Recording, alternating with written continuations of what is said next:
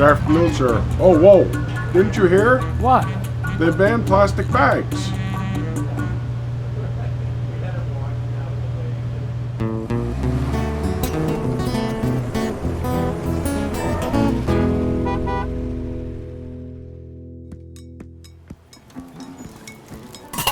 Hey, Rob. Hey, Charlie. How you doing? Glad you could make it today. Thank you for coming here. Absolutely. Chris. Hi, Charlie. How are you? Thanks Good for to see coming you. today. My My pleasure. guest today on Travels with Charlie, Vermont Politics in Real Life from the Ethan Allen Institute, Rob Roper, and Senator Chris Bray, the lead sponsor of S-113, also known as The plastic bag bill. the Plastic Bag Bill, on Travels with Charlie at the Elmore store.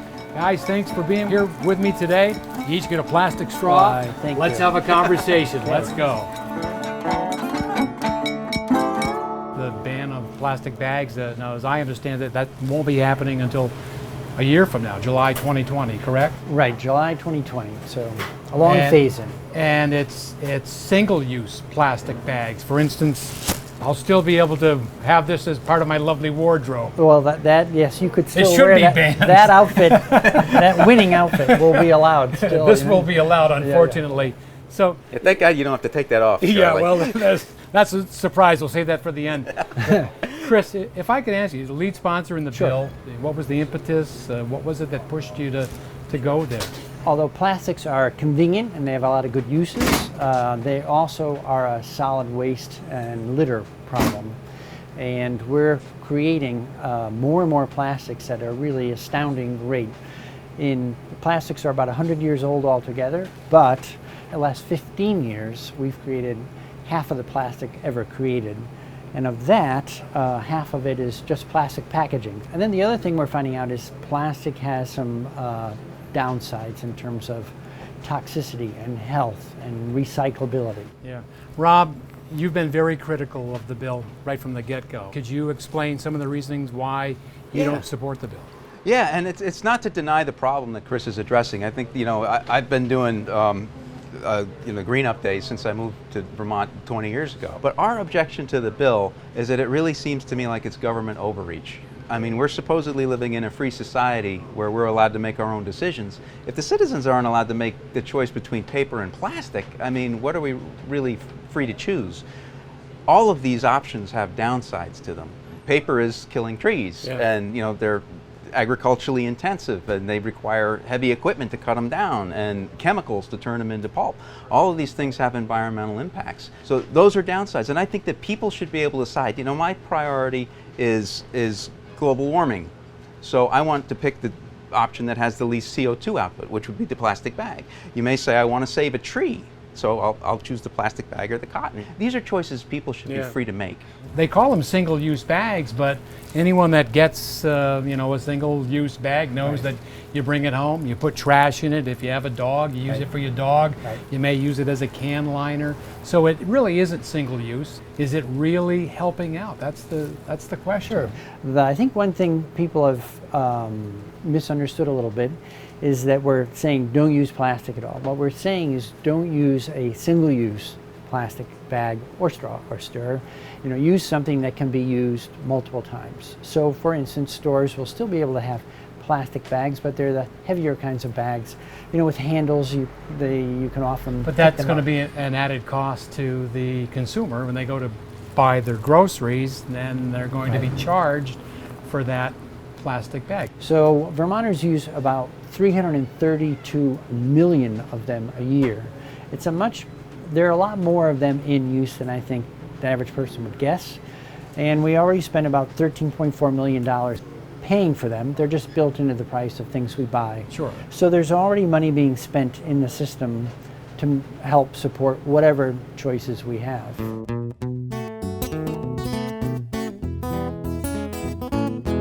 Rob, is it fair to say that store owners should be concerned that this is just the beginning and what's next, as we talked earlier about banning the covers to coffee cups? I think that they should be a little bit worried because it's going to be, what's the consumer reaction going to be to some of this stuff? I mean, in some cases it probably won't make much of a difference. If you get a greeting card, I usually don't get a bag anyway. I just, walk out with it in my hand. I paint as a hobby, and Chris was asking me about that before. When I go to an art store, I want a big plastic bag because I don't want, if it's raining, like, the clouds rolling in, I don't want it to get ruined. So what happens when I can no longer get a plastic bag for that? And when you have stuff like that happening, what worries me is you're going to have the consumer say at the end of the day, I'm just going to order this stuff online because I don't have to worry about a bag.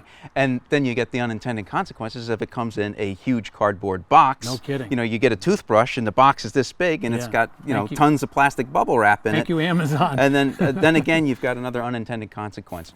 If we are going to combat litter and pollution, it needs to be more than Vermont. It needs to be more than 2 or 3 states. John Muir said that if you tug on anything in nature, you find it connected to the rest of the universe.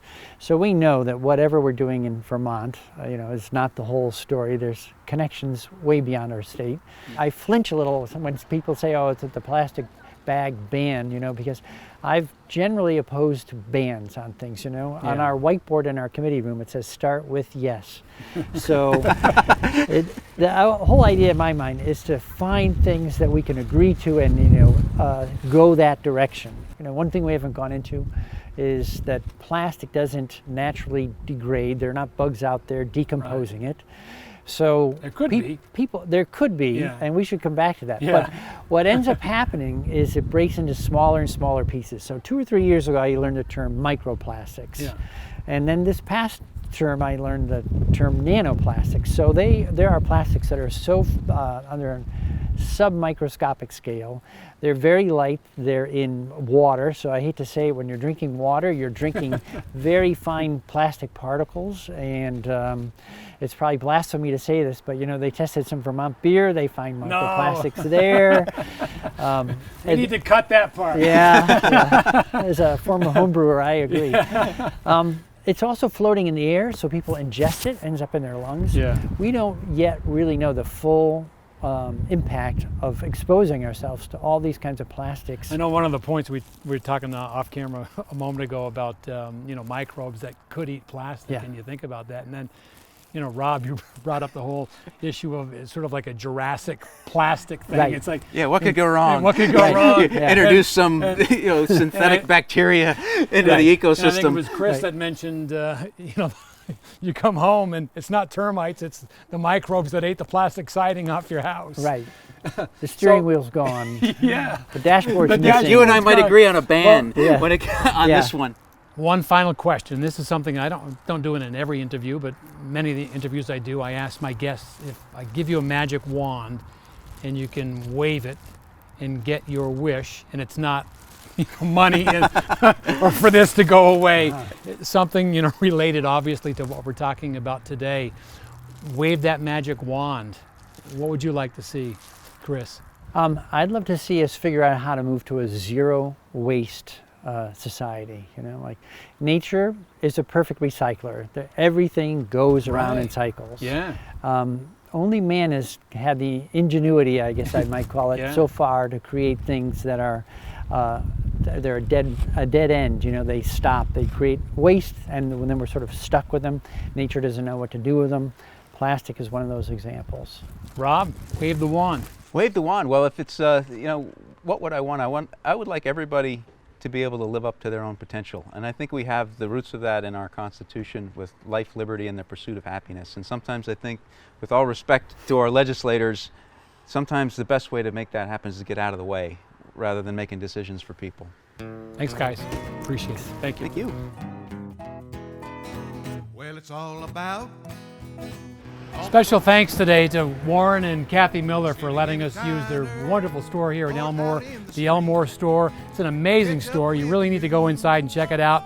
The only place where you can still see a wheel of cheese under a glass dome. There's a post office in there. They've got Fire Tower Pizza. Amazing. Come and check it out. And of course, thanks to Rob Roper from the Ethan Allen Institute and Senator Chris Bray. We had a great discussion today on plastic bags and plastic recycling and so forth. And I'll tell you, I really got to check the small print in my contract wearing this today. It's been a lot of fun.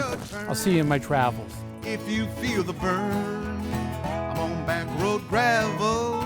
I'll see you in my travels. I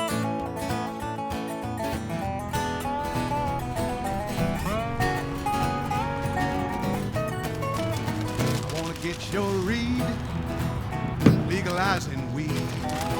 Have a fair debate and keep it local or state.